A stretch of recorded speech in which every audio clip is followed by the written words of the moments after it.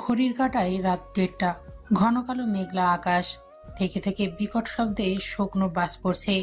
Weather forecast অনুযায়ী ভারী তুফানের আগমন হতে চলেছে খুব শীঘ্রই। ইতিমধ্যে আকাশ জুড়ে যেন যুদ্ধের দাবানল বেজে গিয়েছে। ঝড়ের তীব্রতা আগে থেকে অনুমান করে চট্টগ্রাম শহর জুড়ে কঠিন হুঁশিয়ারি জারি করা হয়েছে। টিভি, রেডিও, সমস্ত সংবাদ মাধ্যমে বারবার সতর্ক করা হয়েছে সন্ধ্যার পর ঘরের বাইরে না বের হতে। উপকূলীয় এলাকাতেও 9 নম্বর বিপদ সংকেত ঘোষণা করা হয়েছে। শুধু তাই নয়, নিকটস্থ আশ্রয় কেন্দ্রে অবস্থান করার জন্য অনুরোধ করা হয়েছে বারবার। এহেন ভয়ানক বৈরী আবহাওয়াতে শুনশান নিস্তব্ধতা, পিচ ঢালা রাস্তায় বুক চিরে সাই সাই গতিতে এগিয়ে চলছে সফেদরাঙা একখানা গাড়ি। যিনি গাড়ি চালাচ্ছে তার চোখে মুখে আতঙ্কের ছাপ স্পষ্ট। জানা অজানা ভয়ে মাথা বেয়ে দরদর করে ঘাম এসে জমা হলো চিবুকে। সঠিক গন্তব্যে পৌঁছাতে পারবে কিনা কে জানে। এদিকে পেছন থেকে ধেয়ে আসছে একটি মালবাহী ট্রাক। বারবার সাইড দেবার পরেও তার পিছেই ছুটছে। ভদ্রলোক জানেন কেন এই ট্রাক তার পিছু নিয়েছে। পালানোর সকল পথ বুঝি আজ রুদ্ধ। গাড়ির ভেতরে ভদ্রলোকের সহধর্মিণী দুই হাতে পেট চেপে ধরে উচ্চস্বরে আর্তনাদ করে চলেছে সমানে। ভদ্রলোক বারবার ব্যাক সিটে নজর দিয়ে নিজের স্ত্রী আর 6 বছরের বাচ্চা মেয়েকে দেখে চলেছে। ভাগ্য যেন আজ বড় নির্মম তার। ছোট মেয়েটা ঘুমের ঘোরে বারবার ঢলে পড়ে যাচ্ছে তার মায়ের ওপর। স্ত্রী আর কন্যার এহেন অবস্থা সায়েম রিয়াজি ফুপিয়ে কেঁদে ওঠেন। এরপর সহসায় নিজেকে সামলে স্ত্রীকে ডেকে উঠলেন। আর একটু সহ্য করো রুনা, কাছেই হসপিটাল রয়েছে, আমরা আর কিছুক্ষণের মধ্যে পৌঁছে যাব। রুনা জানে তার স্বামী তাকে মিথ্যে সান্ত্বনা দিচ্ছে। কাছে কুলে কোথাও হসপিটাল নেই, আর তারা যেই রাস্তা ধরে ছুটে চলেছে এখানেও হসপিটাল পাওয়া স্বপ্নের ব্যাপার। চোখের জল ছেড়ে দিয়ে পেটটা আর একটু শক্ত করে চেপে ধরে অনগত সন্তানের উদ্দেশ্যে রুনা গঙিয়ে বলে ওঠে, তোকে বোধহয় পৃথিবীর আলো আর দেখাতে পারলাম না, আমাকে তুই মাফ করে দিস। এরপর ঘুমে ঢলে পড়া মেয়েকে বুকে জড়িয়ে তাতে দাঁত চেপে লেবার পেন সহ্য করার বৃথা চেষ্টা করলো রুনা। গাড়ি ছুটতে ছুটতে কংক্রিটের রাস্তা ছেড়ে কাঁচামাটির রাস্তায় চলে এলো। সামনে বিশাল পাহাড়। পিয়াজি সাহেব বুঝলেন আর যাবার পথ নেই, তবু হাল ছাড়লেন না। খুবই দক্ষ হাতে স্টিয়ারিং ঘুরিয়ে ছুটলেন অন্য রাস্তায়। ট্রাকের ড্রাইভার ক্রুর হেসে সেও ছুটল গাড়ির পেছন পেছন। গাড়ির ঝাঁকুনি আর পেটের তীব্র ব্যথায় এবার জ্ঞান হারানোর উপক্রম হলো রুনার। ছোট মেয়েটা তন্দ্রা বুঝি এবার ছুটে গেল। হর্নের বিকট শব্দ, গুড়ি গুড়ি বৃষ্টি, ভারী বর্ষা, আজ বজ্রপাতের শব্দে ভয়ে কেঁদে উঠল মেয়েটি। মেয়েকে সামলানোর কোনো অবস্থাতেই রইল না রুনা। সায়েম রিয়াজ মেয়েকে ডেকে বলে উঠল, ভয় পেও না মা, আমরা অ্যাডভেঞ্চারে এসেছি। ছোট্ট বাচ্চা মেয়ে সেটাই মেনে নিয়ে কান্না থামালো, কিন্তু পাশে তার মাকে কোকাতে দেখে কপাল কুঁচকে আধো বুলিতে শোধালো। ভাই কি তোমাকে আবার লাথি দিচ্ছে মাম্মা? মেয়ের কথার প্রতি উত্তর করলেন না রোনা। ছোট মেয়েটা এবার জানালা দিয়ে বাইরে নজর দিল। চারপাশ নিকষ আধারে ছাওয়া, সবকিছু কেমন যেন ভৌতিক। অ্যাডভেঞ্চারের কোনো উচ্ছ্বাসে কাজ করলো না তার, উল্টো ভয়ে সিটিয়ে বলল। পাপ্পা ভয় করছে। সায়েম রিয়াজ ভয়ার্ত চোখে লুকিং গ্লাসে একবার পেছনে গাড়িটাকে দেখে মেয়ের উদ্দেশ্যে সান্ত্বনার বাণী বলতে নিলেন, কিন্তু তা আর বলা হলো না। কেউ কিছু বুঝে ওঠার আগেই মালবাহী ট্রাক এসে পিষে দিল গাড়িটিকে। অমন দৈত্যকার ট্রাকের কাছে ছোট এই প্রাইভেট কার নিতান্তই পিঁপড়ের সমান। ট্রাকের ধাক্কায় উল্টে গেল গাড়ি। কয়েকবার উল্টে পাল্টে একটা বৃহৎ কড়ই গাছের সাথে আটকে রইল। রুনা আর কোনো আর্তনাদ করলো না। হয়তো অনেক আগেই সে বিদায় নিয়েছে পৃথিবীর মায়া ত্যাগ করে। ভাঙা কাচে সায়েম রিয়াজির চোখ মুখে কেটে বিভৎস রূপ ধারণ করলো। কোথা থেকে যেন একটা ধারালো রড তার বুকের এফোর ওপর করে দিল। বিকট শব্দ হয়ে স্তব্ধ হলো সবকিছু। বহু কষ্টে একবার পিছনে তাকালো সায়েম রিয়াজি। রুনার এক হাত এখনো তার মায়ের বুক জড়িয়ে আছে। ছোট মেয়েটা আর নড়ছে না, হয়তো সেও দুনিয়া থেকে চলে গিয়েছে। এত আঘাত কি ওই ছোট্ট বাচ্চা সইতে পারে? স্ত্রী আর মেয়ের করুণ হালে চোখে বেয়ে জল গড়িয়ে পড়ল সায়েম রিয়াজির। হাত দিয়ে বুকে বিঁধে থাকা রড খুলে স্ত্রী আর সন্তানকে একবার শেষ স্পর্শ করে দেখতে চাইলেন, কিন্তু শরীর নিস্তেজ হয়ে এলো, শক্তিতে কুলোনো না। ট্রাকের ড্রাইভার হেলে দুলে হো হো করে শব্দে হাসতে হাসতে উল্টে থাকা গাড়িটির কাছে এলো। এরপর হাঁটু ভাঁজ করে উকি দিল গাড়ির ভেতর। সবাই কেল্লাফতে। এবার হাততালি দিয়ে হেসে উঠল ড্রাইভার। তারপর রসিয়ে রসিয়ে বলে উঠল, কেমন অনুভব করছো ক্যাপ্টেন? বলেছিলাম বেশি বেরো না, শুনলে না। বেশি বাড়াবাড়ি করতে গিয়ে স্ত্রী সন্তান সহ বেঘরে প্রাণ হারালে। আফসোস, বড্ড আফসোস। কথাগুলো বলে গগন কাঁপিয়ে হেসে উঠল ড্রাইভার। আকাশের অবস্থা আরো খানিক বৈহিক হলো। ড্রাইভার আর কাল বিলম্ব না করে ট্রাক হাঁকিয়ে ছুটে চলল কোথাও। এদিকে সায়েম রিয়াজি বহু কষ্টে ডাকলেন। রূপ। মেয়ে সাড়া পাওয়া গেল না। এরপর স্ত্রীর নাম ধরে ডাকলেন। রুনা। সেখান থেকেও শব্দ এলো না। ধীরে ধীরে সবকিছু কেমন অন্ধকার হয়ে এলো। কানে শুধু ভারী বর্ষণ আর বাতাসে শো শো আওয়াজ এলো। কেমন কাল ঘুম এসে চেপে ধরল সায়েম রিয়াজিকে। চোখের সামনে ফকফকে বিশাল আকাশ। মৃদু হাসলেন সায়েম রিয়াজি। এরপর সবকিছু থেমে গেল। প্রকৃতির নিষ্ঠুর রূপে দেখার জন্য ঘর ছেড়ে বেরিয়ে এসেছে এক কিশোর। দেখার জন্য বললে ভুল হবে। আসলে পরিমাপ করতে এসেছে কার নির্মমতা বেশি, তার নাকি তুফানের। বয়স 17 দোরগোড়ায়। শরীরে বয়ঃসন্ধির ছাপে স্পষ্ট। চেহারার কোনো মাধুর্য নেই, কিন্তু বিশালাকার শরীরের গঠন জানান দিচ্ছে কোনো সুপুরুষই বটে। কিশোর বিশাল আকাশের পানে তাকিয়ে খালি পায়ে হেঁটে চলেছে পিচ ঢালা পথ ধরে। জীবন তাকে কোথা থেকে কোথায় এনেছে কিচ্ছুটি হিসেব মিলছে না। এমনটা হবার কথা ছিল না। রাজপ্রাসাদ থেকে স্থান হয়েছে রাস্তায়। জীবন ছিল রাজপুত্রের মতো। ভাগ্যের নির্মম পরিহাসে জীবন রয়েছে রাস্তায় নিরিকুত্তার মতো। কিন্তু এসব নিয়ে কোনো আফসোস নেই তার। চোখ মুখে কঠিনতা আর গম্ভীর ভাবমূর্তি জানান দেয় কিশোর তার লক্ষ্যে অটল। কিন্তু এইটুকুন বয়সে কিসের লক্ষ্য তার? ঝড়ের মাত্রা আরো বাড়ল দুধাপ। ইতিমধ্যে গাছপালা ভেঙে রাস্তা অবরোধ হয়ে গেছে। নিকষ কালো আধারে হৃদয় কাঁপিয়ে দেবার জন্যই যথেষ্ট। বাতাসের তোরে টেকা মুশকিল। এই বুঝি উড়িয়ে অনত্য নিয়ে যায়। বজ্রপাতের কঠিন ঝলকে অদূরের নজর স্থির হলো কিশোরের। এক পা দুপা করে এগিয়ে এলো সেই স্থানে। অ্যাক্সিডেন্ট হয়েছে।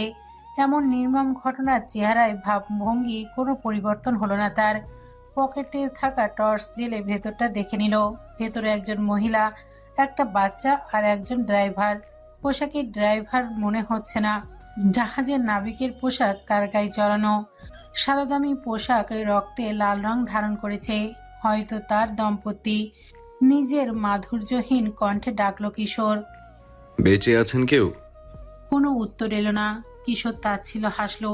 সব মানুষের কপালই তার মতো ফুটো, নইলে এমন বেঘরে কেউ প্রাণ হারায়? নিষ্ঠুরের মতো সেই স্থান ত্যাগ করে নিল কিশোর। অমন সময় ছোট বাচ্চার কান্নার আওয়াজ এলো। পায়ের গতি শ্লথ হলো কিশোরের। পেছনে ফিরে ভুরু কুঁচকে সামনে এগিয়ে গাড়ির ভেতরে টর্চের আলো ফেলল পুনরায়। ছোট বাচ্চাটি তার মায়ের পিঠের নিচে চাপা পড়ে আছে। এক হাতে বাড়িয়ে মেয়েটির বাহু চেপে ধরে জোরে টান দিল। অসাবধানতায় কাঁচ ভাঙার ধারালো অংশে তার বাহু কেটে বলি হলো। কিন্তু কিশোর আউশ শব্দ পর্যন্ত করল না। সন্তর্পণে গাড়ির ভেতর থেকে বের করে আনলো মেয়েটিকে। মেয়েটির চোখ মেলে তাকাতে পারছে না। পুরো শরীর কেটে ছিঁড়ে একাকার। গায়ে সুতির ফ্রক চুয়ে চুয়ে রক্তের ধারা ঝরছে। মেয়েটিকে কিছু জিজ্ঞাসা করার আগে গাড়ির ইঞ্জিন বক্সের নজর এলো তার। মুহূর্তেই শক্ত হাতে ছো মেরে মেয়েটিকে কোলে তুলে দৌড়ে একটা নির্দিষ্ট স্থানে এসে থামলো। এরপর পিছন ফিরে কিছু দেখার আগে বিকট শব্দে চারপাশ আলোকিত হলো। বাস্ট হলো গাড়িখানা। মেয়েটি ভয়ে অল্প আর্তনাদ করে কিশোরের গলা খামচে ধরে বুকে মুখ লোকালো। মেয়েটির এহেন কাণ্ডে বেশ মায়া হলো তার। এদিকে বৃষ্টিতে ভিজে হিমশীতল রূপে ধারণ করেছে মেয়েটি। কিশোর দুই হাতে শক্ত করে জড়িয়ে দ্রুত পদে ফিরে এলো নিজের ঘরে। নিজের ঘর বলতে ভুল হবে, অন্যের আস্তানা এটা। সেখানে তার নিজের একটা ছোট্ট কক্ষ রয়েছে। তাতে এনে শুয়ে দিল বাচ্চা মেয়েটিকে। এরপর ভেজা পোশাক পাল্টে নিজের একটা টি শার্ট পরিয়ে দিল। মেয়েটি অবচেতন। কিশোর তপ্ত শ্বাস ফেলে উঠে গেল। ফিরে এলো মিনিট 10 পর। হাতে অ্যান্টিসেপটিক আর ধোয়া ওঠা জল। ধীরে ধীরে সেই জলে সুতের নরম কাপড় ভিজিয়ে মেয়েটির হাত পা মুছে দিল। শরীরে বেশি চোট লাগেনি তার। মমতাময়ী মা বোধহয় নিজের সবটা দিয়ে মৃত্যুর আগ পর্যন্ত আগলে নিয়েছে তাকে। শুধু কপালের কাছে একটা কাটা দাগ পাওয়া গেছে। ভাগ্য ভালো, কোনো কাজ বেঁধেনি তার শরীরে। কিশোর ভালো করে হাত মুখ মুছিয়ে তুলেতে মেডিসিন লাগিয়ে কপালের ক্ষত পরিষ্কার করলো। এরপর একটা ওয়ান টাইম ব্যান্ডেজ লাগিয়ে নিঃশব্দে উঠে গেল। ঘড়িতে সকাল 9:20। ঝড়ের পর সবকিছু নিস্তব্ধ, নীরব। চারিপাশে রয়ে রয়ে যাওয়া তাণ্ডব দেখে ঝড়ের হিংস্রতা অনুমান করা যাচ্ছে সহজেই। ধীরে ধীরে বাড়ছে মানুষের কর্মব্যস্ততার, সেই সাথে সাফ করা হচ্ছে রাস্তাঘাট। গত রাতের ভয়ানক দুর্ঘটনা নিয়ে কোথাও কোনো খবর পাওয়া গেল না। হয়তো কেউ সেই খবর রাখেইনি। আলমোড়া ভাঙতে ভাঙতে উঠে গেল কিশোর। দুতলা বিশিষ্ট বিশাল বাড়িটির ড্রয়িং রুমে পায়ের উপর পা তুলে বসে আছে মাঝবয়সী এক ব্যক্তি। নাম তার শুভহাং গং। চেহারায় কেমন যেন হিংস্রতা বিরাজ করে সবসময়। বাম চোখের নিচে লম্বালম্বি কালো রঙের কাটা দাগ গায়ে কাটা দেওয়ার অনুভূতি দেয়। বাঁকা বাঁকা লম্বা লম্বা গোঁফ তার আভিজাত্য বহন করে। পরনে সফেদ পাঞ্জাবি আর লুঙ্গি, সব মিলে তার মধ্যে শাসনকর্তা ভাব পরিলক্ষিত। 2 আঙুলে বাম পাশের গোঁফ মোড়াতে মোড়াতে গম্ভীর মোটা স্বরে ডাকলেন। সারফরাজ। ডাক শুনে এগিয়ে এলো কিশোর। মাথা নত করে উত্তর করলো, বলুন দাদাজান। শুনেছি মেয়ে কি নিয়ে এসেছিস এখানে? মেয়ে নয় দাদাজান, ছোট বাচ্চা। তাচ্ছিল্য হাসলেন শোভান। নিজের রাজকীয় চেয়ার থেকে উঠে দাঁড়িয়ে ক্ষিপ্ত গলায় বললেন, হায়নার আতুর ঘর এটা। এখানে রাস্তার একটা বিড়ালও নিরাপদ নয়, সেখানে মেয়ে মানুষ দূর কি বাত। মাথা উঁচু করলো সারফরাজ। গলার তেজ এনে বলল, এই বাচ্চা মেয়ে আমার আমানত দাদাজান। ওর দিকে চোখ তোলার আগে আমাকে অতিক্রম করতে হবে। কি করবি তুই? জ্যান্ত কেড়ে দেব। বয়স কত তোর? বয়সের চাইতে রক্তের তেজ বেশি দাদাজান। শুভাঙ্গং আর কথা বাড়েন না। চূড়ান্ত সাহসিকতা দেখে রাস্তা থেকে তুলে এনে নিজের কাছে আশ্রয় দিয়েছিলেন এই ছেলেকে। তখন বয়স ছিল সবে 10। বাচ্চা থেকে ধীরে ধীরে পুরুষে রূপান্তরিত হচ্ছে এই ছেলে।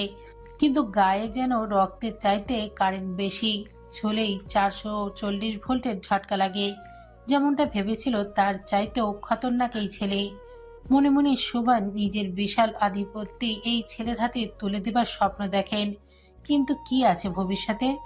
সুভান শেখ আর সারফারাজের কথার মধ্যে গুটি গুটি পায়ে সিঁড়ি বেয়ে নেমে এলো মেয়েটি। সারফারাজ একবার নজর দিল তার পানে। মায়াবী এক বাচ্চা, যে কারোর মনে আদর স্নেহ জাগাবে মেয়েটিকে দেখে। সারফারাজের বিশালে জামায় মেয়েটার পায়ের তলায় ছড়িয়ে মেঝেতে গড়াগড়ি খাচ্ছে। ভীতু চোখে 2 হাতে শার্টটি উঁচু করে ধরে ইতিউতি তাকাতে তাকাতে সারফারাজের সামনে এগিয়ে এলো মেয়েটি। এরপর সারফারাজের কনিষ্ঠ আঙুল টেনে ধরে বড় বড় চোখে সারফারাজের পানে তাকিয়ে মিহিস্বরে বলল, ক্ষুধা লেগেছে, খাবার দাও। মেয়েটির আবদারে হৃদয় শীতল হলো সারফারাজের। হাঁটু গেড়ে মেয়েটির সামনে বসে 2 কাঁধে হাত রেখে সারফারাজ নরম কণ্ঠে শোধালো। নাম কি তোমার? সারফারাজের অদ্ভুত সাদা আকাশি মিশেলের আই ব্লু চোখের মনিতে তাকিয়ে ফাঁকা ঢোক গেল মেয়েটি। এরপর অস্পষ্ট স্বরে বলল, রূপকথা। 2টো শুকনো রুটি আর একটা ডিমের অমলেটের সামনে নিয়ে বিষণ্ণ মুখে বসে আছে রূপকথা। এই খাবার সে খাবে না, কিন্তু সারফারাজের চোখের দিকে তাকিয়ে কিছু বলতেও পারছে না। এদিকে খিদের যন্ত্রণায় পেট ছিঁড়ে যায়। নিজের মা বাবা কাউকেই কাছে না পেয়ে মাথা নিচু করে হঠাৎ ফোঁপিয়ে কেঁদে উঠল সে। মেয়েটির আকস্মিক কান্নায় ভ্যাবাচাকা খেল সারফারাজ। ব্যতিব্যস্ত হয়ে ভরাট ফ্যাসফ্যাসে গলায় শুধালো, কাঁদছো কেন? একটু আগেই না খাবার খেতে চাইলে? মাথা তুলল না রূপকথা। ছোট ছোট হাত দিয়ে চোখের জল মুছে নিভু নিভু স্বরে বলল, এসব আমি খাই না। রূপকথার মুখে এমন কথা শুনে মহা মুশকিলে পড়ল সারফারাজ। এই মেয়ের খাদ্যাভ্যাস সে জানে না। আর মেয়ে মানুষহীন এই বিশাল বাড়িতে এর চাইতে বেশি কিছু আয়োজন করাও সম্ভব নয়। তবুও রূপকথার কান্না থামাতে কোমল কণ্ঠে সারফারাজ শোধালো, কি খেতে পছন্দ করো তুমি? রূপকথা নিজেও ওই খাবারের নাম জানে না। তার মা সকালবেলা উষ্ণ দুধের সাথে চকলেটের চিপস মিশিয়ে খাওয়াতো তাকে। খুবই সুস্বাদু আর ইয়াম্মি। এটাই প্রতিদিনের খাবার ছিল তার, নয়তো মুরগির মাংস দিয়ে সফট খিচুড়ি। সারফারাজকে মনের কথা বোঝাতে না পেরে আরও খানিক কাঁদল রূপকথা। মেয়েটির কান্না টিকতে না পেরে বেরিয়ে গেল সারফারাজ। ফিরল দীর্ঘ সময় পর। হাতে এক বাটি নুডলস। ধোয়া ওটা নুডলস রূপকথার সামনে রাখতেই কান্না থেমে গেল। ঝকঝকে দাঁত বের করে মুহূর্তেই আমায়িক হাসলো। এরপর অল্প অল্প ফু দিয়ে তা খাওয়ায় মনোযোগ দিল। এদিকে সারফরাজের মাথায় হাজারো প্রশ্ন ঘুরছে। রূপকথাদের গাড়ি নিজ চোখে ভালো করে দেখেছে সে। গাড়ির ভাঙচুরের দশা দেখেই সে বুঝতে পেরেছে কেউ ইচ্ছা করে ধাক্কা দিয়েছে। কিন্তু মানুষটির শত্রুতা কি ছিল রূপকথার বাবার সাথে? আর এইটুকুনি মেয়েই তাকে কতটুকু তথ্যই বা দিতে পারবে? তবুও নিজের কৌতূহল দমাতে না পেরে রয়েছে জিজ্ঞেস করলো। তোমার বাবা কোথায় চাকরি করতেন? বাবার কথা মনে পড়তেই ঠোঁট টিপে নাকের পাতা ফোলালো রূপকথা। বড় বড় গোল গোল চোখ দুটোই ঝাপসা হলো তার। তবুও মেয়েটি কাঁদল না। সারপ্রাইজের প্রশ্নে কিছুক্ষণ কি যেন ভাবলো। তারপর ভাঙা ভাঙা স্বরে রূপকথা বলল, বিশাল বড় জাহাজে। সারপ্রাইজের ধারণাই ঠিক, ভদ্রলোক জাহাজের ক্যাপ্টেন। কিন্তু এভাবে কেন তাকে প্রাণ হারাতে হলো? তর্জনী আঙুল দিয়ে ভুরু চুলকে সারপ্রাইজ আবার জিজ্ঞেস করলো। তোমার বাবার নাম কি ছিল? এবার ঝটপট উত্তর দিল রূপকথা। খাবার খেতে খেতে বলল, সায়েম রিয়াজি, ক্যাপ্টেন সায়েম রিয়াজি। আর কোনো প্রশ্ন করলো না সারপ্রাইজ। বাকি তত্ত্ব সে নিজেই পোর্ট থেকে হাতিয়ে নেবে। তার আগে দেখতে হবে ক্যাপ্টেনের নিখোঁজ হবার ব্যাপারে কেউ কোনো সংবাদ প্রচার করেছে কিনা। রূপকথার খাওয়া শেষ হতেই সারপ্রাইজ জিজ্ঞেস করলো, বাড়িতে মা বাবা ছাড়া কে আছেন তোমার? কেউ নেই। সরল উত্তর রূপকথার। তপ্ত শ্বাস ফেলল সারপ্রাইজ। মেয়েটাকে এখানে সে রাখতে পারবে না। এইটুকু মেয়ে কার কাছেই রেখেই বা সে নিজের কাজে যাবে? এই বাড়ির একজন মানুষকেও সে বিশ্বাস করে না। এরা কেউ মানুষ নয়, প্রত্যেকটা রক্তক্ষেকো পিশাচ। সুভান বয়ং ঠিকই বলেছে, রাস্তায় বিড়ালও এখানে নিরাপদ নাই। সেখানে রূপকথার ছোট্ট বাচ্চা মাত্র। মেয়েটার পানে কালো হাতের থাবা মেলাতে এক মুহূর্ত ভাববে না কেউ। চিন্তা ভাবনার কোনো সুরাহা না করতে পেরে সারফরাজের সতর্কবাণী ছুড়ল। শোনো রূপকথা, এটা একটা রাক্ষস পুরী। আমি না ফেরা পর্যন্ত এই ঘরের বাইরে পা ফেলবে না, ঠিক আছে? মাথা কাত করে সম্মতি জানিয়ে রূপকথা মিষ্টি এসে শোধালো। তুমি কি রাক্ষস বধকারী রাজকুমার, ফেরি টেলের মতো? শুকনো হাসি সারফরাজ, কোনো প্রত্যুত্তর করে না। এরপর নিঃশব্দে উঠে যায়, যার আগে পুনরায় কড়াসরে আদেশ করে। আমি ব্যতীত কেউ এলে দরজা খুলবে না। এখানে কিন্তু হিংস্র রাক্ষসের বসবাস। দরজা খুললেই তোমাকে এসে খেয়ে নেবে। বুঝেছো কি বলেছি? সারফরাজের কথায় ভীতু হয়ে মাথা ঝাঁকায় রূপকথা। আর কোনো বাক্য ব্যয় করে না সারফরাজ। সারফরাজ বেরিয়ে যেতেই নির্দিষ্ট অনুযায়ী দরজার ছিটকিনে আটকে দেয় রূপকথা। এখানে কিভাবে তার সময় কাটবে সে জানে না। কোথাও কোনো টিভি নেই, কোনো বুকস নেই, ড্রয়িং খাতাও নেই। তাহলে উপায়? ডাইনিং টেবিলে বসে আয়েশ করে লাল আটার শুকনো রুটি চেবাচ্ছে সুভাঙ্গং। মনে তার বিশাল এক আনন্দ ধরা দিয়েছে। সেই আনন্দের খবর কেউ জানে না, সুভানগং এ জানাতেও চায় না। সব খুশি সবার মধ্যে ভাগ করতে নেই, নজর লেগে যায়। আর তার কাছে কুড়ে যারা আছে সবগুলোই এক একটা ভয়ঙ্কর পশু। নিজের স্বার্থ গুছিয়ে নিতে সোভানের পিঠে ছুরি বসাতেও এক মুহূর্ত ভাববেন না তারা। ক্ষমতার লোভ প্রত্যেকটা মানুষের চোখে দেখেছে সোভান।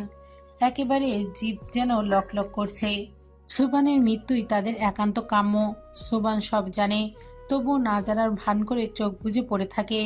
তিল তিল করে যেই সাম্রাজ্য সোভান করেছে, এত সহজে তা কারোর হাতে সমর্পণ করবে না সে। আর যদি করতেই হয় তবে সারপ্রাইজই হবে এর যোগ্য উত্তরসূরি। রক্তের সম্পর্ক না থাকুক, এই সারপ্রাইজই তাকে যা দিয়েছে দলের একটা গাধাও তা দিতে পারেনি। সুভান গং এর কাছে সারপ্রাইজ সোনার ডিম পাড়া হাঁস।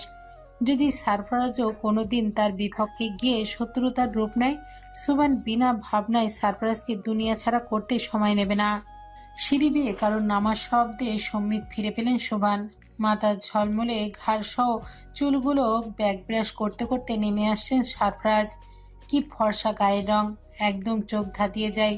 চেহারায় একদম রাজা জমিদারের ছেলের মতো। উচ্চতা দেখেই বোঝা যায় বাপ কত বড় জোয়ান ছিল। সুভান যখন তাকে রাস্তায় পেয়েছিল, পোশাক আশাক ছিল বড়লোক বাচ্চাদের মতো, চেহারায় ছিল আভিজাত্যের ছোঁয়া। এমন একটা ছেলে ক্ষুধার্ত অবস্থায় ট্রেন স্টেশনের বাইরে কেন বসেছিল সুভানের আজও ভেবে পায় না। হয়তো ছেলেটি হারিয়ে গেছে ভেবে বহুবার সারফরাজের বাবা মা সম্পর্কে জিজ্ঞাসাবাদ করেছেন সুভান, কিন্তু এই ছেলে কখনো মুখ খোলেনি। এত ছোট বয়সে এমন দ্রুত ছেলে নিজের বয়সে দেখেনি সোবান। ছেলেটির চেহারা দেখে মনের গভীরে মায়া জন্মানোর কারণে আর ফেলে রেখে আসতে পারেনি সোবান। সঙ্গে করে এনে ঠাঁই দিয়েছিলেন নিজের বাড়িতে। সামান্য একটা রুটির জন্য সেদিন সারফরাজ বাপের বয়সী এক লোকের গলা টিপে ধরেছিল। সেই দিনই সোবান বুঝে গিয়েছিলেন তিনি আগুনের গোলায় তুলে এনেছে বাড়িতে। সেদিন থেকেই নিজের অপরাধের অর্ধেক বোঝা সারফরাজের ওপর সমর্পণ করেছিলেন তিনি। এরপর থেকে এখনো নিশ্চিন্তে সারফরাজের উপর ভরসা করে নাকে তেল দিয়ে ঘুমান তিনি। খুন খারাপির দায়িত্বটাও ধীরে ধীরে সারফরাজের কাঁধে চাপাবেন। বয়সে ছোট তাই অপেক্ষা। সারফরাজ যেদিন প্রাপ্তবয়স্ক যুবক হবে সেদিন আর অপেক্ষা করবে না সোবান। সোবানের ধ্যান ভাঙল সারফরাজের ভারী মোটা স্বরে। পোর্টে যাচ্ছি দাদাজান, ফিরতে অনেক রাত হবে। কথাটি বলে থামল সারফরাজ। এরপর দোতলায় নিজের কক্ষের দিকে নজর দিল। নাকের পাটা ফুলিয়ে ফস করে শ্বাস ছেড়ে হিমশীতল কণ্ঠে বলল, সিংহের খাঁচায় যেন কারো হাত না পড়ে দাদাজান, তাহলে কি হবে জানেন তো? রুটি চিবানো ছেড়ে নির্লিপ্ত চোখে সারফরাজের ভয়ানক চোখে পানে তাকিয়ে রইল সোভান। সারফরাজ আর একটু এগিয়ে এসে সোভানের টেবিলে 2 হাত ভর দিয়ে ঝুঁকে পড়ল। কলিজা খুবলে নেব, সে যেই হোক না কেন। সোভান দীর্ঘশ্বাস ফেলে শোধালেন, কুড়িয়ে পাওয়া বাচ্চার জন্য এত ঝামেলা কেন করছিস? বাবা মা না থাকলে কোনো এতিম থানায় দিয়ে দিলেই তো লেটা চুকে যায়। সোভানের কথায় কেমন যেন শরীর জ্বলে উঠল সারফরাজের। তবুও কণ্ঠে খানিক মাধুর্য ঢেলে উত্তর করল, বাঁচার আশায় আমাকে ভরসাযোগ্য স্থান ভেবেও আমাকে আঁকড়ে ধরেছে দাদাজান। খুব শক্ত সেই হাতের বাঁধন, যেমন করে আপনি আমাকে ধরেছেন। কথা বলার আর কোনো মাধ্যম পেল না সোভান। শেষ কথা সারফরাজ তাকে খোঁচা দিয়ে বলেছে, এটা সোভান বেশ টের পেয়েছে। ছেলেটা সুযোগ পেলেই কেমন এক হাতে ডুবিয়ে দেয়। সারফরাজের কথাটা খুব খুব করে কেশে হজম করে নিল সোভান। এরপর বলল, তো এখন কি সারাদিন বাড়িতে বসে এই বাচ্চা পাহারা দিব আমি? ফট করে তাচ্ছিল্য হেসে সারফরাজ বলল, নয়তো আর কাজ কি, সব তো আমিই করছি। আপনার দায়িত্ব যদি কোনো প্রকার চোট পৌঁছানো ছাড়া আমি নিখুঁতভাবে সম্পন্ন করতে পারি, তবে আমার একটা জিনিস আপনি দেখে রাখতে পারবেন না? ছেলেটি মারপ্যাচে ওয়ালা কথায় খাওয়ার রুচি উঠে গেল সোভানের। ধাক্কা দিয়ে রুটির থালা সরিয়ে বলল, ঠিক আছে, দেখে রাখবো। এবার যেখানে যাচ্ছি সেখানে যা। কিন্তু নড়ল না সারফরাজ। ঠায় দাঁড়িয়ে রইল। পানি খেতে খেতে সোভান শুধালো, আর কি? কিছু টাকা লাগবে দাদাজান। কেন? বাচ্চাটা এসব খাবারে অভ্যস্ত নয়, বড় লোকের বাচ্চা। এসব শুকনো রুটি ওদের গলা দিয়ে নামে না। তুইও তো বড় লোকের বাচ্চা ছিলি, তোর গলা দিয়ে কিভাবে নেমেছে? মেয়ে মানুষ বড্ড নাজুক দাদাজান। পুরোটাই তাদের তুলতুলে মোলায়েম নরম। ওই শক্ত রুটি অমন নরম মুখে কিভাবে গলাৎকরণ করা যায়? কথা বাড়লেন না সোভান। পাঞ্জাবি পকেট হাতড়ে মানিব্যাগ বের করে 4টে 500 টাকার নোট এগিয়ে বললেন, নে ধর। এতে কিছুই হবে না দাদাজান। খাবার কিনতে কত টাকা লাগে? ওর পোশাক কেনাও জরুরি। আমার গেঞ্জি পরে সে বারবার পায়ে বেঁধে হুমড়ি খেয়ে পড়ছে। কপাল কুঁচকে ঠোঁট কামড়ে মনে মনে আপদ বলে গালাগাল দিল। আরো কিছু নোট বের করে এগিয়ে দিল সোভান। এরপর বললেন, আর দেরি করলে আমার মাল খালাস না করেই জাহাজ চলে যাবে। তখন তুই বাচ্চার খাবার আর পোশাক ভালো করে নিস। খানিক মেপে হাসলো সারফরাজ। এরপর কলা ঝাঁকাতে ঝাঁকাতে বলল, এই সরফরাজের মাল খালাস না করে জাহাজ সমুদ্রে গা ভাসাবে এমন বুকের পাটাওয়ালা নাবিক একটাও আছে নাকি? প্রতি উত্তর করলেন না সোভান। নিঃশব্দে টেবিল ছেড়ে উঠে গেলেন। সারফরাজ নিজের কাজে যাবার আগে আরেকবার বলল, আপনার ছোট ভাগিনা মাসুদ কিন্তু একটা জানোয়ারের বাচ্চা। তার চরিত্র কিন্তু আমার নখের ডগায়। সে যেন সিঁড়ির ধাপগুলোতে গুনে গুনে পা রাখে। আর মানিককে আমি বলে দিয়েছি ওই বাচ্চা দুপুরে এবং রাতে কি খাবে। খাবারটা আপনি নিজে গিয়ে আবার ঘরে দিয়ে আসবেন। আসি। লম্বা লম্বা পা ফেলে চলে গেল সারফরাজ। সুবান সেই যাওয়ার পানে এক দৃষ্টিতে তাকিয়ে রইল। ছেলেটা দিন দিন কেমন বেপরোয়া হয়ে উঠছে। কোনো কিছুরই ভয় ডর নেই। শেষমেশ না জানি কোন অঘটন ঘটে। দিনের আলো ফুরিয়ে সন্ধ্যার আধারে এসে ঘিরে ফেলল চারিপাশ। নিজের কাজ শেষ করে একটা সুপার শপে এলো সারফরাজ। এরপর কিছু খুঁজলো। সারফরাজের খোঁজাখুঁজি টের পেয়ে একজন সেলসম্যান এগিয়ে এসে বলল, কি লাগবে স্যার? সেলসম্যানের প্রশ্নে কিছুক্ষণ স্তম্ভিত রইল সারফরাজ। এরপর ইতস্তত করে বলল, বড় লোকের বাচ্চারা সকাল বিকালের নাস্তায় কি খায়? সারফারাজের পা থেকে মাথা পর্যন্ত পর্যবেক্ষণ করলো সেলসম্যান।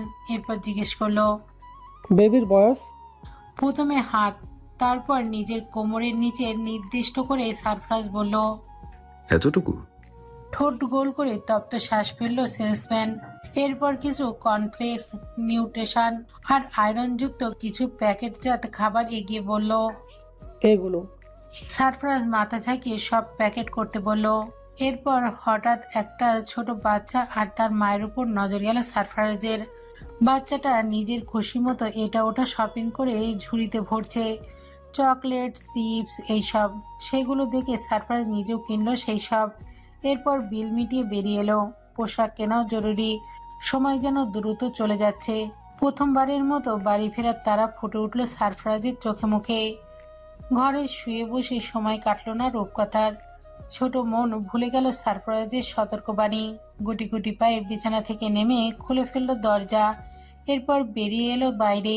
ডাইনিং রুমে ডাইনিং টেবিলে কেউ নেই, চারিপাশে নীরব নিস্তব্ধ। সদর দরজা খোলা। চোখে মুখে কৌতূহল ফুটিয়ে সেই দরজা দিয়ে বাইরে বেরিয়ে এলো রূপকথা। হঠাৎ টলতে টলতে একজন লোককে এগিয়ে আসতে দেখে দৌড়ে তার কাছে গিয়ে শোধালো, তুমি এইভাবে কেন হাঁটছো? তোমার ঘুম পেয়েছে? আকস্মিক লোকটা তার পায়ের গতি থামালো। এরপর ভালো করে কথার আওয়াজ অনুসরণ করে রূপকথার পানে নজর দিল। অ্যালকোহলের নেশাটা বড্ড চড়েছে আজ। শরীর মাথা দুটোই উত্তপ্ত। রূপকথা এখনো কোমরে দুই হাতে গুজে পিটপিট করে লোকটির পানে তাকিয়ে আছে। বিশ্রী হয়ে এসে মানুষটি ঝুঁকলো। এরপর অ্যালকোহলের গন্ধ মেশানো হাতে রূপকথার গালের পানে বাড়িয়ে দিল। রূপকথার মুখ স্পর্শ করার আগেই ঝড়ের বেগে কেউ টেনে নিল রূপকথাকে। এরপর হিস হিসিয়ে বলে উঠল, দ্বিতীয়বার এমন ভুল করলে হাত কেটে নেব মাসুদ ভাই। আজই ফার্স্ট অ্যান্ড লাস্ট ওয়ার্নিং দিয়ে গেলাম। সারফরাজের আনা চকলেট আইসক্রিম দুই হাতে মাখিয়ে খাটের উপর বসে বসে খাচ্ছে আর পা তোলাচ্ছে রূপকথা। মেঝেতে বসে বসে সেই দৃশ্য দেখে খানিক হাসল সারফরাজ। এরপর আদুরে কণ্ঠে পড়ল, মজা? তুড়িতে মাথা ঝাঁকালো রূপকথা। এরপর নিজের হাত খাওয়া একটা চকলেট সারফরাজের মুখের সামনে ধরে ছোট্ট ছোট্ট দাঁত বের করে ভবন ভোলানো হাসি দিয়ে বলল, খাও। আকস্মিক এমন কাণ্ডে ভরকে গেল সারফরাজ। এরপর গলে পড়া চকলেটের ওপর নজর বোলালো। কিছুক্ষণ আগেই এটা চেটেপুটে খেয়েছে রূপকথা। চকলেটে ফেলে এবার রূপকথার পানে নজর দিল সারফরাজ। পুরো গাল মুখ মাখিয়ে ফেলেছে সে। মেয়েটির পুরো মুখশ্রী দেখে অদ্ভুত মায়া হলো সারফরাজের। হয়তো মেয়েটির মা বেঁচে থাকলে আদরে যত্নে তুলে তুলে খাবার খাওয়াতো। তপ্ত কম্পিত শ্বাস ফেলে একটা টিস্যু দিয়ে রূপকথার তুলতুলে মুখশ্রী মুছতে মুছতে সারফরাজ বলল। সারফরাজের কথায় ভুরু কুঁচকে খাওয়া থামিয়ে রূপকথা বলল, তুমিও মাম্মার মতো মিথ্যে বলছো না? পাপা বলেছে দাঁত ব্রাশ করলে সব পোকা মরে যায়। আর কথা বাড়ালো না সারফরাজ। কিছুক্ষণ উসফুস করে ধীর কণ্ঠে সারফরাজ বলল, আচ্ছা, তোমার বাবা মায়ের জন্য তোমার খারাপ লাগে না? হাতের চকলেট পুরোটা খাওয়া শেষ করে আঙুল চাটতে চাটতে রূপকথা বলল, লাগে। তোমার মা বাবা কোথায় আছে তুমি জানো? মাথা ঝাঁকালো রূপকথা। সে জানে। সারফরাজ অধীর হয়ে শোধালো, কোথায় আছে? খোলা জানালায় আঙুল তাক করে ভাঙা কণ্ঠে রূপকথা বলল। আকাশে তারা হয়ে গেছে। কথাটি বলেই জোরে কেঁদে উঠল। মেয়েটির কান্নায় সারফরাজ নিজেও ব্যথিত হলো। এরপর মেঝে থেকে উঠে গিয়ে রূপকথাকে কোলে তুলে নিয়ে বুকে চড়ালো। রূপকথা সারফরাজের গলা জড়িয়ে ধরে বলল, মাম্মার পেটে আমার ছোট ভাই ছিল। মেয়েটির বড় বড় চোখ বেয়ে টপ টপ করে জল ঝরছে। সারফরাজ সেই চোখের জল মুছে বলল, কেঁদো না রূপকথা, এখানে বড় বড় মনস্টার আছে। কান্নার শব্দ শুনে এখানে এসে তোমায় খেয়ে নেবে, তখন তুমিও আকাশের তারা হয়ে যাবে। সারফরাজের কথায় ধীরে ধীরে কান্না থামালো রূপকথা। এটুকুন বয়সে তার জীবন গতিহীন, গন্তব্যহীন হয়েছে। তা বাকি জীবন কিভাবে চলবে সে বিষয়ে সে কিচ্ছুটি জানে না। সারপ্রাইজহীন তার যাওয়ার জায়গা নেই। কোনোদিন কোনো আত্মীয় স্বজনও দেখেনি সে, হয়তো নেই। তবে কোথায় যাবে সে? সারপ্রাইজ নিজেও চিন্তিত রূপকথাকে নিয়ে। এভাবে বদ্ধ ঘরে মেয়েটিকে কতদিন বন্দি করে রাখবে সে? ছোট্ট বাচ্চা পাখা পেলে পুরো বাড়ি বিচরণ করবে। সেখানে একটা বদ্ধ ঘরেই তার চলাচল সীমাবদ্ধ হয়েছে। খারাপ উচ্ছৃঙ্খল ছেলেপিলে দিয়ে ভরা শুভাং গঙের হাভেলি। প্রত্যেকটি মানুষ এখানে নির্দয় হৃদয়হীন। টাকা, ক্ষমতা আর শারীরিক সুখের কাছে এরা নিজের বিবেক বেচে দিয়েছে সস্তা মূল্যে। দিনের বেলা চুরি, ছিনতাই, খুন আর রাতের বেলায় মাতাল হয়ে পুরো হাভেলি জুড়ে চিৎকার চেঁচিমেচি করে ঘুরে বেড়ায়। এখানে এমন নিকৃষ্ট কিছু পুরুষ আছে যারা নষ্টা মেয়ে মানুষ নিয়ে ঘরের ভেতর অকর্মে লিপ্ত হয়। এমন একটা পাপের সাম্রাজ্যে এমন ছোট্ট নিষ্পাপ রাজকুমারীকে অবহেলায় ফেলে রাখতে পারবে না সারফরাজ। কিন্তু মেয়েটাকে কার কাছে রাখবে সে? সারফরাজের ভাবনার মাঝেই রূপকথা ডেকে উঠল। আমার ঘুম পেয়েছে।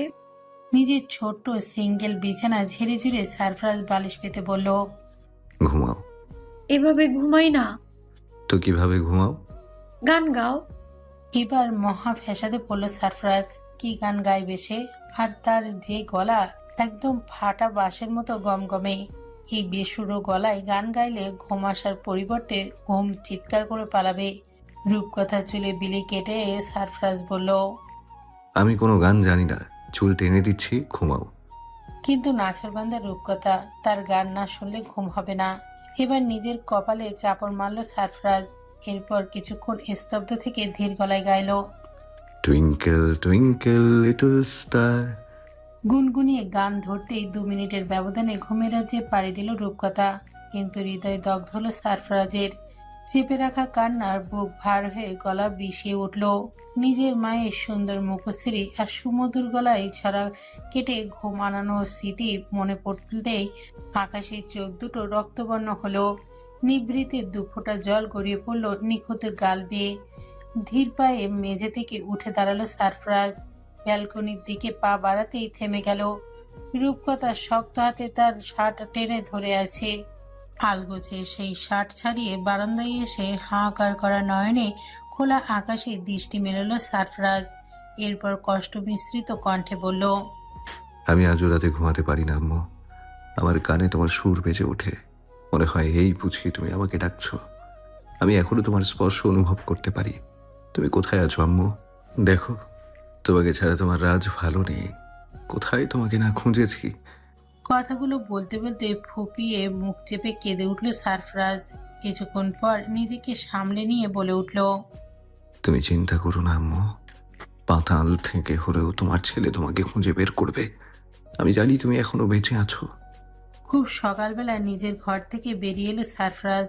রূপকথা বেঘরে ঘুমাচ্ছে। ছোট্ট মানুষের ঘুম বোধহয় একটু বেশি।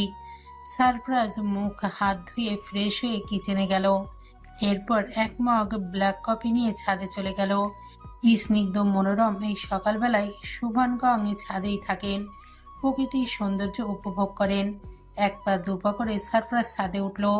ছাদের এক কোণে পাতানো চেয়ার টেবিলে দাবার গুটি সাজিয়ে নিজে নিজেই খেলে চলেছেন সুভান। আজকাল রাতে ঘুম হয় না তার। বয়স বাড়ার সাথে সাথে মানুষের ঘুম চলে যায়, সেই সাথে রুচি উঠে যায় সমস্ত কিছুর ওপর থেকে। কিন্তু টাকার স্বাদ ভিন্ন। মৃত্যুর আগ পর্যন্ত এই রুচি দূর হয় না।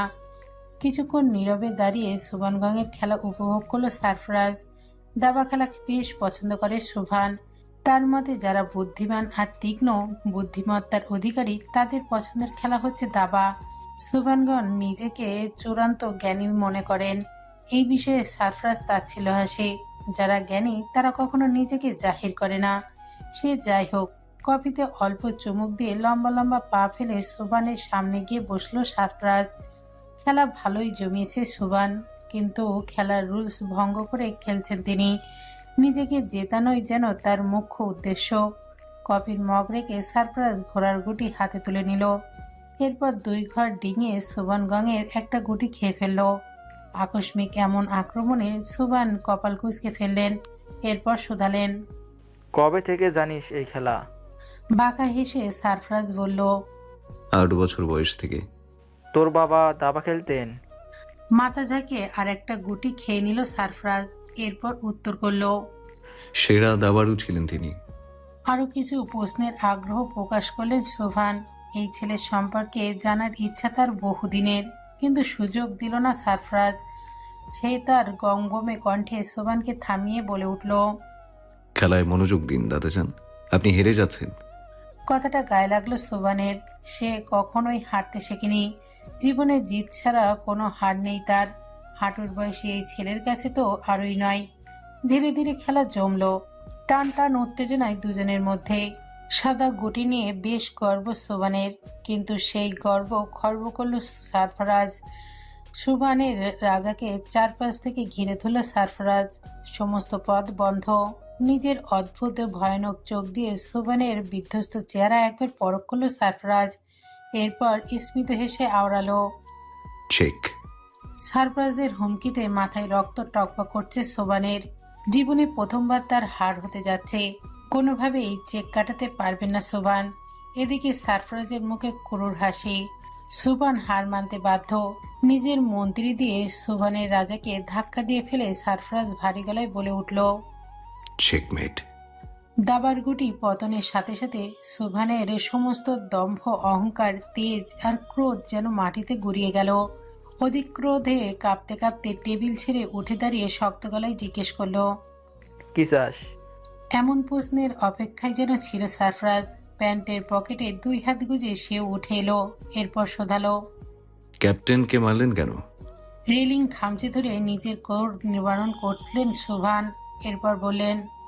আমার ব্যক্তিগত বিষয়ে নাক গলানোর অধিকার তোকে দেইনি আমি, সারফরাজ। ভাবলেশীন হয়ে সারফরাজ বলল।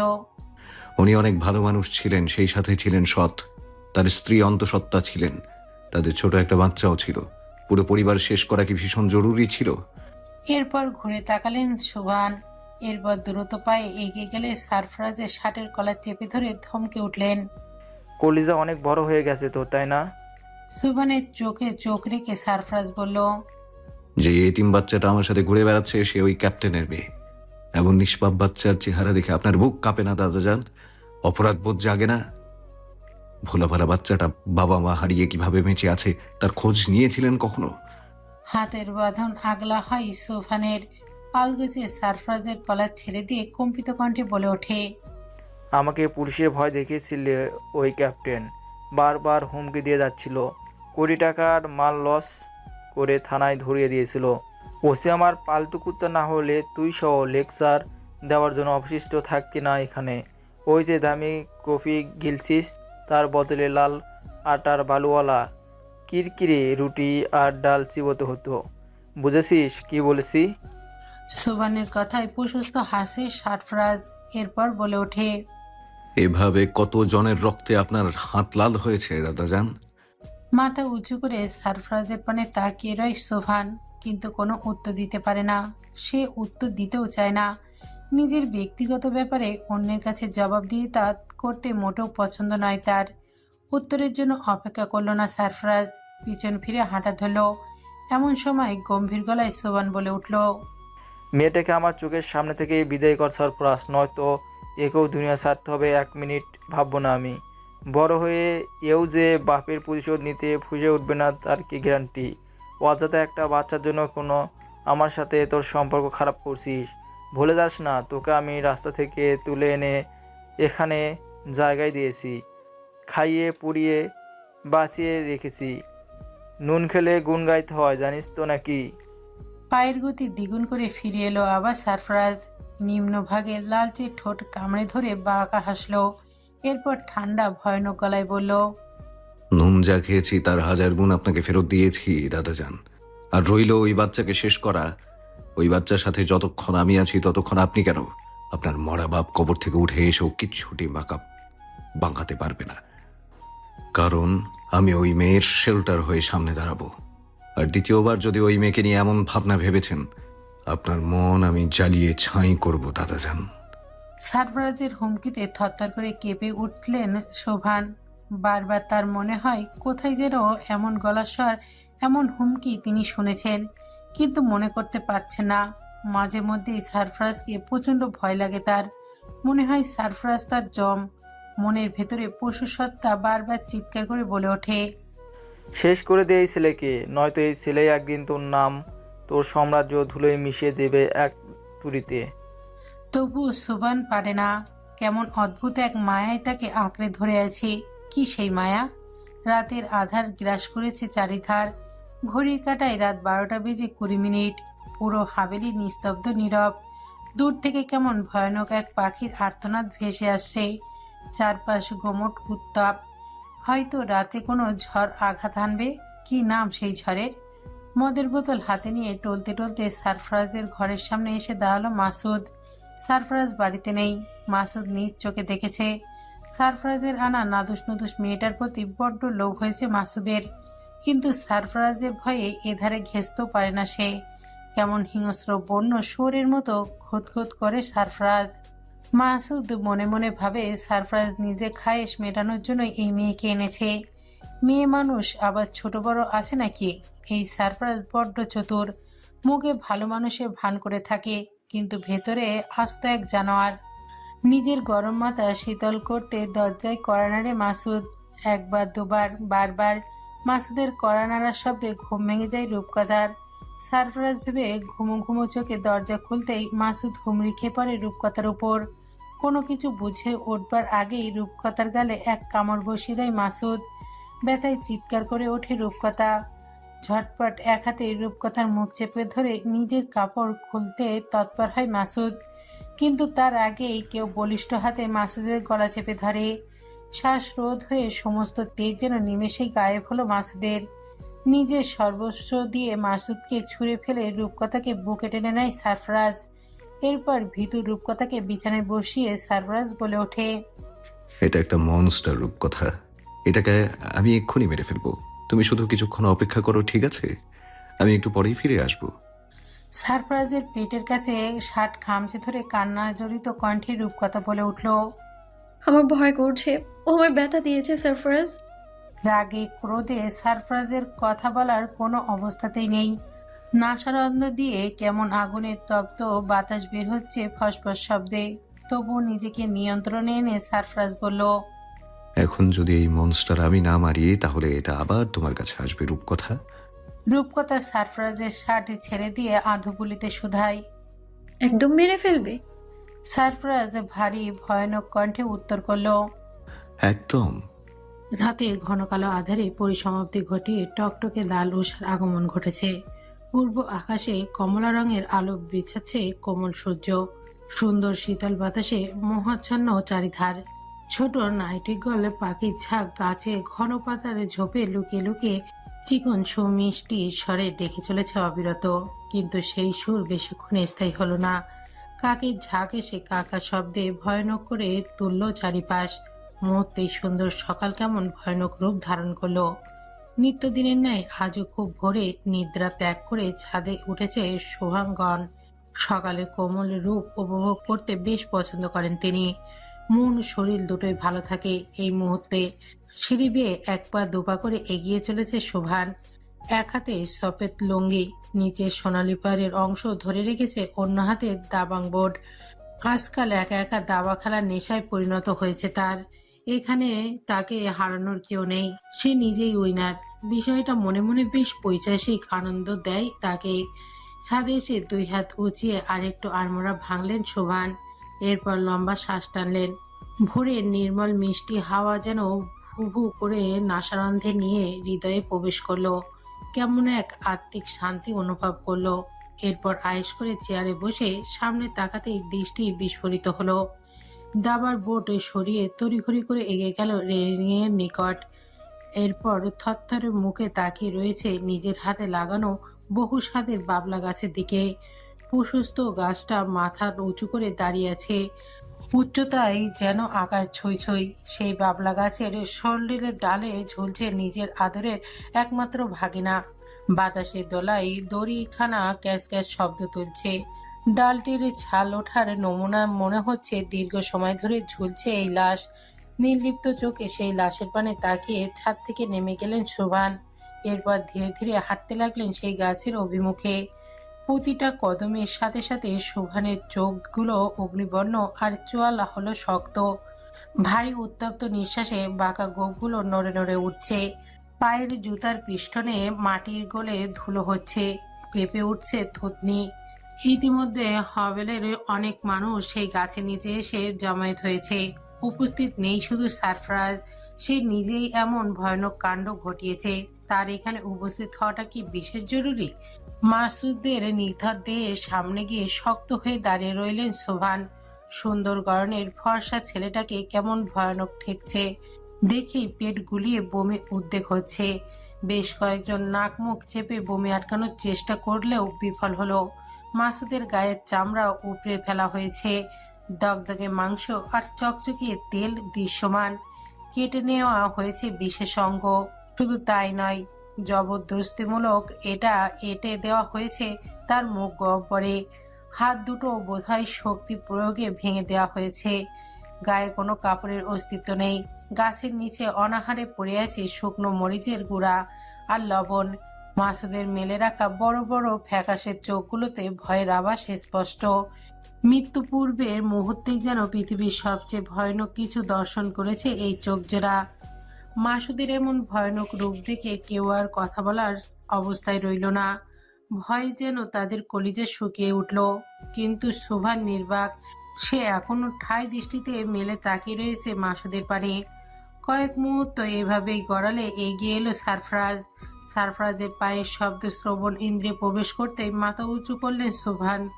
নিচের ধেয়ে আসা কান্না গলদ্ধকরণ করে চোখ তুলে সারফরাজের পানে দৃষ্টি নিবদ্ধ করলেন।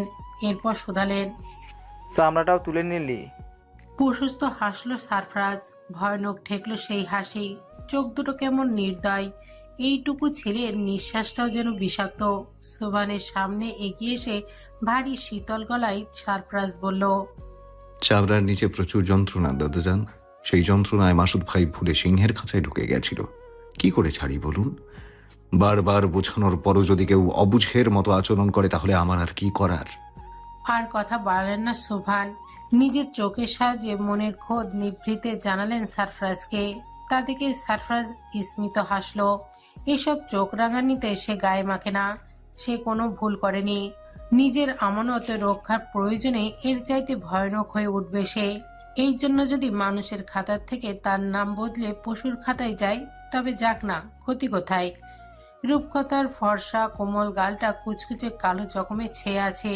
সকাল থেকে ভয়ে সিটিয়ে আছে মেয়েটা। সেই যে সারফরাজকে খামচে ধরে আছে, কোনোভাবেই ছাড়ছে না। থেকে থেকে গালে টনটনে ব্যথায় কেঁদে উঠছে।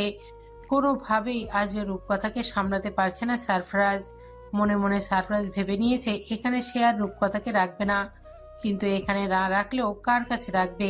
নিজের চেনাচানা পরিচিত সেরকম কেউ নেই যার কাছে নিশ্চিন্তে রূপকথাকে রেখে স্বস্তির শ্বাস ফেলতে পারে সারফরাজ। এই মুহূর্তে সারফরাজের মনে হচ্ছে এই মেয়েটাকে না বাঁচালেই বুঝি ভালো হতো। বাবা মায়ের সাথে সেও আকাশে চলে যেত, কোনো ঝামেলাই থাকতো না। হঠাৎই সারফরাজ খেয়াল করলো মেয়েটির শরীরের উত্তাপ অস্বাভাবিক। এবার যেন আর একটু বিপাকে পড়ল সে। সাংঘাতিক জ্বরে শরীর পুড়ে যাচ্ছে। এত এত ঝামেলা কিভাবে সামলাবে সারফরাজ? এধারে নিজের ঘরে রেলিং চেয়ারের সমানে দুলে চলেছে শোভান। কিছু যেন তার মনের মতো হচ্ছে না। সারপ্রাইজকে নিয়ে তিনি যা যা ভেবে রেখেছেন সব কেমন গুলিয়ে যাচ্ছে। ওই ক্যাপ্টেনের পরিবার তাকে একদম নিঃশেষ করে দিয়ে গেছে। এদিকে সারফরাজ আর চরম ধূষ্টতার পরীক্ষা দিয়েছে। হাতের মুঠোর থেকে সহসায় যেন এই সারফরাজ বেরিয়ে পড়তে চাইছে। কিন্তু শুভাঙ্গন এই কিছুতেই হতে দিতে পারে না। সারপ্রাইজহীন তার সাম্রাজ্যের প্রতিটা ইটে খসে খসে পড়বে। যে কোনো মূল্যেই সারপ্রাইজকে তার পক্ষে চাই। কিন্তু বাচ্চা মেয়েটির হঠাৎ আবদারে সবকিছু এলোমেলো করে দিচ্ছে। মুহূর্তেই রূপকথার উপর চরম আক্রোশ জন্মালো শোভানগঙের। মেয়েটির উপরে প্রবল জেদ আর ঘৃণা ফুটিয়ে ডেকে উঠলেন পশুতুল্য নির্মম কবির নামের ট্রাক ড্রাইভারকে। পশুর হৃদয়ে সামান্য দয়ামায়া উপস্থিত থাকলেও কাবিরের মধ্যে তার রেশ মাত্র নেই। হাজার কাকুতি মিনতি করেও ক্ষমা ভিক্ষা পাওয়া যায় না এই কাবিরের থেকে। অবশ্য এর ক্রেডিট সবটাই শোভানের। একদম ছোটবেলায় ধরে এনে মানুষ খুনের দায়িত্ব দিয়েছিল এই ছেলেটিকে তিনি। খুন খারাপির মধ্যে থাকতে থাকতে পাষাণে পরিণত হয়েছে এই ছেলে। মানুষকে নৃশংস মৃত্যু দিতে বেশ পছন্দ করে কবির। এক প্রকার মদের নেশার মতো খুনের নেশায় আসক্ত সে। এদিকে দাদাজানের ডাক পেয়ে দৌড়ে এলো 30 বছরের তগড়া যুবক কবির। সবে খেতে বসেছিল বোধহয়। হাতের আঙুলে ভাত লেগে আছে। কাবির মাথা নত করে বুকে হাত ভাঁজ করে বলল, বলুন দাদাজান। কাবিরের হিংস্র চেহারার পানে একবার নজর পড়ল সোফান। এরপর তেজি কণ্ঠে ঠোঁটে চেপে ক্রোধ সংবরণ করতে না পেরে আদেশ করলেন, ওই বাচ্চাকে টুকরো টুকরো করে কর্ণফুলী নদীতে ফেলে দিয়ে আয়, এবং সেটা আজ রাতেই। সুমনের কথা শুনে কেঁপে উঠল কবির। মাথা সামান্য উঁচু করে ভয়ার্ত কণ্ঠে বলল, কিন্তু দাদাজান, সারফরাজ। কাবিরকে কথা শেষ করতে দিলেন না সুবান। তার আগে গলায় খানিক কঠিন ঠেলে এনে বললেন, নিজের চেলাপেলা দিয়ে ওকে শক্ত করে ধরে রাখবি। ওই বাচ্চা ওর রক্তের কেউ নয়। আবেগে গা ভাসিয়ে এমন বাহাদুরি দেখাচ্ছে। বাচ্চা মরে গেলে দেখবি আর স্বাভাবিক হয়ে আমার গোলাম হয়ে রয়েছে। আর তাও যদি না পারিস তাহলে ওকে সহ শেষ করে দে। কাবির যেন ভুল শুনল। শুভাঙ্গন সারফরাজকে শেষ করে দিতে বলেছে, এটা তার বিশ্বাস হলো না। এই হাভেলিতে 100 জনের উপর ছেলে পেলে আছে, তাদের মধ্যে সবার চাইতে সারফরাজকে শোভান সমীহ করে বেশি। শুধু কি তাই, নিজের নাতির মতো করেই মানুষ করেছে এই সারফরাজকে। হাভেলিতে কেউ সুবানগঙের চোখের দিকে তাকিয়ে কথা বলতে পারে না, অথচ সারফরাজ নিজে অধিকার আদায় করে নেয় চোখে চোখ রেখে। সারফরাজের ইচ্ছে পোষণ করার মাত্রই সুভান তাকে বিশেষ সুবিধা সহ পড়ালেখার সুযোগও দিয়েছে। এই হাভেলিতে একমাত্র সারফরাজই কলেজের গণ্ডিতে পা রাখতে পেরেছে, অথচ সারফরাজের থেকে কম বয়সী ছেলে এখানে লেখাপড়ার থেকে চুরি ছিনতাইয়ে মশগুল হয়ে আছে। শুভঙ্গন তার খবরও রাখেন না। আজকে সেই আদরের সারফরাজকে শেষ করার হুকুম সুভানগং নিজেই দিচ্ছে। কথাটা যেন স্বপ্নের মতো ঠেকলো কবিরের কাছে, কিন্তু কথাখানা তার মনে ধরল। সারফরাজ তার 2 চক্ষের শত্রু, মোটেও সহ্য হয় না ওই ছেলেটাকে তার। এত দিন বাদে যেহেতু এমন সুবর্ণ সুযোগ এসেছে, কবির কিছুতেই তা হাতছাড়া করবে না। এই মেয়েকে শেষ করার আগেই সারফরাজকে শেষ করবে সে। তারপর পিষে মারবে ওই ছোট্ট বাচ্চাটাকে। মনে নানাবিধি ভাবনা ভেবে কবির প্রত্যুত্তর করল। কথাটা ভেবে বলছেন তো দাদাজান? চেয়ারে হেলান দিয়ে চোখ বুজে কপাল কোঁচকালেন শোভান। এরপর রয়েস হয়ে গম্ভীর গলায় বললেন, এক কথা বারবার বলতেই পছন্দ করি আমি কাবির। নিঃস্বার্থে আদর দিয়ে যখন মাথায় তুলেছি, তেমনি মাথা থেকে পায়ে পিষতেও সময় নেব না। তুই তোর কাছে যা, বাকিটা আমি দেখে নেব। কবি সম্মতি জানিয়ে প্রস্থান করতে নিলেই সুভান ধীর গলায় সতর্কবাণী ছুড়ল, বড় রামটা যদি ভালো করে ধার দিয়ে নিস, একবার ফসকে গেলে কিন্তু তোর মৃত্যু অনিবার্য। সুভানের কথায় ফিক করে হেসে দিল কবির। খুবই বিশ্রী ভয়ানক সেই হাসি। কিছুক্ষণ হেসে সেই হাসি থামিয়ে কবির বলল, এই হাত থেকে আজ পর্যন্ত কেউ ফসকাতে পেরেছে দাদাজান? 17 বছর ধরে চলছে এই হাতের নির্দয়তা। জীবনে প্রথম খুন কবে করেছিলাম জানেন? সুভান উৎসুক হয়ে কবিরের মাধুর্যহীন চেহারার পানে তাকিয়ে রইল। শুকিয়ে ওঠা আঙুলের ভাতে চাটতে চাটতে কবির বলল, 7 বছর বয়সে দাদাজান। মানুষটার অপরাধ ছিল নগণ্য, কিন্তু আমার ক্রোধ ছিল অসামান্য। মৃত্যুর আগে অমন বাপের বয়সী মানুষটিকে বড় বড় চোখ করে আমাকে দেখেছিল। তার যেন বিশ্বাস করতে কষ্ট হচ্ছিল এমন হাঁটুর বয়সী ছেলে তাকে নরক যন্ত্রণা তুল্য মৃত্যু দিচ্ছে। মৃত্যুর আগে আমাকে অভিশাপ দিয়ে বলেছিল, রাস্তার কুকুরের মতো মরণ হবে আমার। ওই অভিশাপ আমি খণ্ডাবো দাদাজান।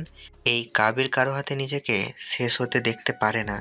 দরকার পড়লে নিজের জান নিজেই কোরবান দেব দাদাজান, তবু অন্যের হাতে নিজের জীবন কিছুতেই তুলে দেব না। কথাগুলো বলতে বলতে কাবিরের চোখ জ্বলে উঠল। সুভান দেখলেন ভয়ানক চোখ জোড়াতে কেমন অদ্ভুত দ্যুতি। রাক্ষসের মতো চোখ দুটো দেখলেই কলিজা কেঁপে ওঠে।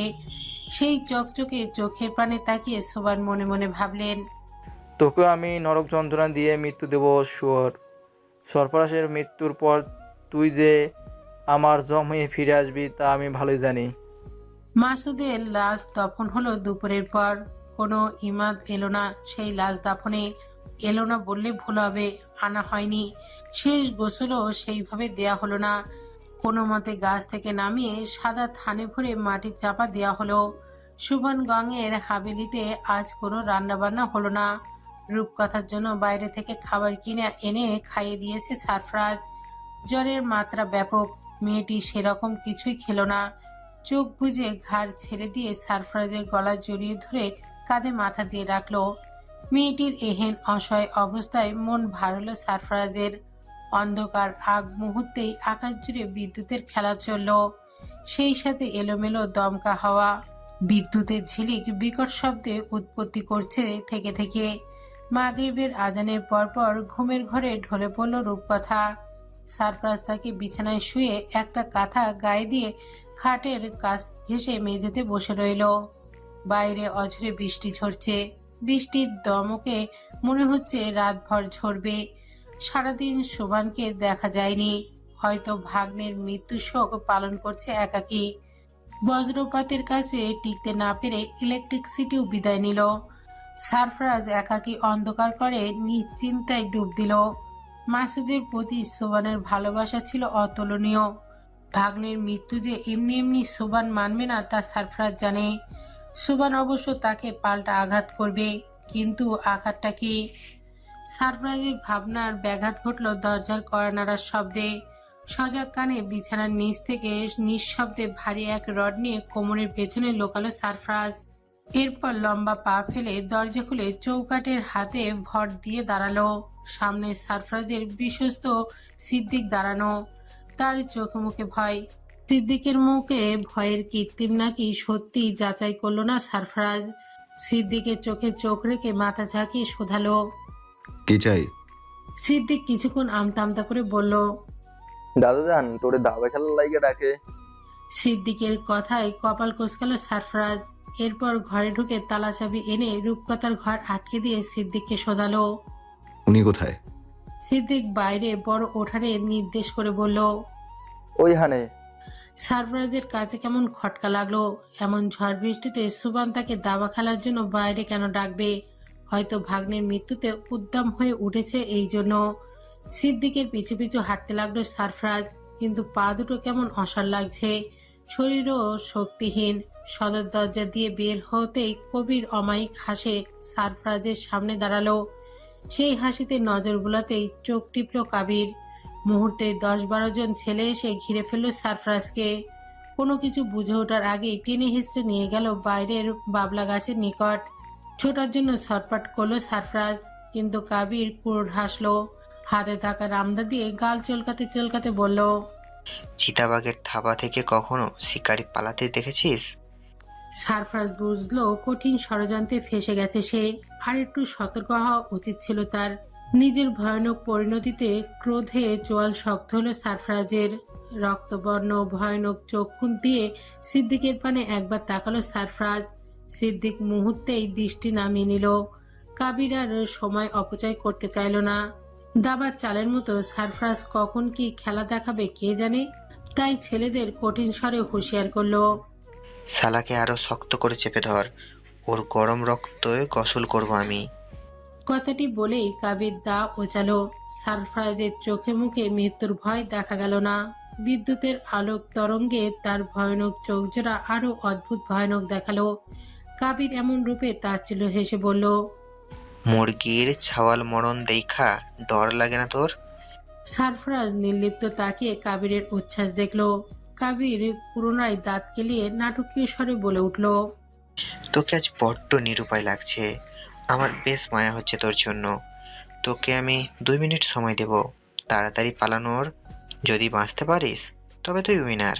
তুই বাঁচলে আমি নিজে আমার জান তুলে দেব তোর হাতে। আর যদি আমার হাতে ধরা পড়িস তাহলে তোর মুন্ডু থাকবে আমার পায়ের নিচে। রাজি? কাবিরের প্রশ্নে মাথা ঝাঁকালো সারফরাজ। তা দেখে কাবির হাততালি দিয়ে বলে উঠল। তার আগে একটু খাতির করবো তোকে। কথাটি বলে পাশে একটা ছেলের থেকে একটা হকি নিয়ে সারফরাজের পায়ে এলোপাতাড়ি আঘাত করলো। কাবিরের আঘাতে সামান্য আউজ পর্যন্ত করলো না সারফরাজ। এটা দেখে কাবির আরো ক্ষিপ্ত হলো। যতক্ষণ না সারফরাজ মাটিতে হাঁটু মেরে না বসলো ততক্ষণ পেটালো। ব্যথায় সইতে না পেরে কাদামাটি নুয়ে পড়ল সারফরাজ। এবার কবিরের ঠোঁটে হাসি ফুটলো। সে তার ছেলেদের উদ্দেশ্যে গলা উঁচু করে বলল। ওর হাত ছেড়ে দে, মরার আগে একটু লুকোচুপি খেলবো ওর সাথে। কবিরের নির্দেশে সারফরাজের হাত ছেড়ে দিল ছেলেগুলো। হাত ছাড়া পেতেই ধীরে ধীরে উঠে দাঁড়ালো সারফরাজ। এরপর খুঁড়িয়ে খুঁড়িয়ে দৌড়াতে লাগলো। এটা দেখে হো হো করে হেসে উঠল কাবির। কিন্তু কাবিরের দৃষ্টিসীমা থেকে না পালিয়ে মুহূর্তেই ধেয়ে আসলো সারফরাজ। পায়ে আঘাত ভুলে পিঠের পেছন থেকে লুকিয়ে রাখা রড বের করে ঝাঁপিয়ে পড়ল সকলের ওপর। সারফরাজের এরকম আকস্মিক আক্রমণে দিশাহারা হলো সবাই। তারা পাল্টা আক্রমণ করতে চাইল, কিন্তু ধূর্ত সারফরাজের সাথে পেরে উঠল না। মুহূর্তেই সারফরাজের শরীর জুড়ে যেন অসুরের শক্তি ভর করলো। সারফরাজের হাতে মার খেয়ে চিৎকার করে উঠল ছেলেগুলো। বৃষ্টির ঝুমঝুম ধারা অপেক্ষা করে সেই চিৎকার হাবেলির ভেতরে পৌঁছালো না। ধারালো রডের বাড়ি কার কোথায় গিয়ে লাগলো সারফরাজ তা খেয়াল করলো না। কাবির দ্বিগুণ হিংস্র হয়ে দাঁত মুখ খিচে দা নিয়ে দৌড়ে এলো, কিন্তু সারফরাজের সামনে টিকতে পারল না। দায়ের পোষ লেগে সারফরাজের হাতের তালু হা হয়ে গেল। কোনো ভ্রুক্ষেপ করল না সারফরাজ। এক ঝটকায় সেই দা কাবিরের থেকে টেনে নিয়ে কোনো কিছু বাছবিচার না করে কোপ বসালো কাবিরের ধরে। ধারালো দায়ের কোপে ধর থেকে নিমেষেই খসে পড়ল মাথা। ধীরে ধীরে নিজের জ্ঞান খুইয়ে ফেলল সারফরাজ। মাথায় যেন খুনের নেশা চাপলো। কবিরের চাইতে 1000 গুণ নির্দয় হয়ে প্রত্যেকটা ছেলেকে কুপিয়ে আগাছার মতো মাটিতে ফেলে দিল সারফরাজ। এতগুলো মানুষের রক্ত সুবানগঞ্জের হাবেলি উঠোনে রাঙিয়ে তুলল। চারপাশে আর একবার নজর বুলিয়ে অদূরে দাঁড়ানো ভীতু সিদ্দিকের নজরে পড়ল। ক্লান্ত শরীরে দায়ে ভর দিয়ে এলোমেলো পায়ে সিদ্দিকের সামনে এসে দাঁড়ালো সারফরাজ। এরপর ঠান্ডা গলায় শোধালো, এত বড় প্রতারণা কিভাবে করলি সিদ্দিক? ভয়ে হাউমাউ করে কেঁদে উঠল সিদ্দিক। হুড়মুড়িয়ে সারফরাজের পায়ে ধরে টুকরে কেঁদে উঠল। মাফ করে দে বন্ধু, ভুল করে ফেলাইছি। সিদ্দিকের কান্নায় হো হো করে উন্মাদের ন্যায় হাসলো সারফরাজ। এরপর বলল, তোর বেইমানিতে কতগুলো মানুষের প্রাণ গেল দেখ। তোকে মাফ করলে আমার যে ঘোর পাপ হবে সিদ্দিক, তার চেয়ে ভালো তুই মৃত্যুর জন্য তৈরি হ। নিজের প্রাণের সংশয় কেঁদে সারফরাজের পায়ে মাথা নোয়ালো সিদ্দিক, কিন্তু সামান্য হৃদয় টলল না সারফরাজের। সিদ্দিকের কান্নায় আগুন জ্বালিয়ে দিল সারফরাজের শরীরে। সিদ্দিকে লাথি দিয়ে সরিয়ে ফেলে সারফরাজ হিংস্র কণ্ঠে বলে উঠল,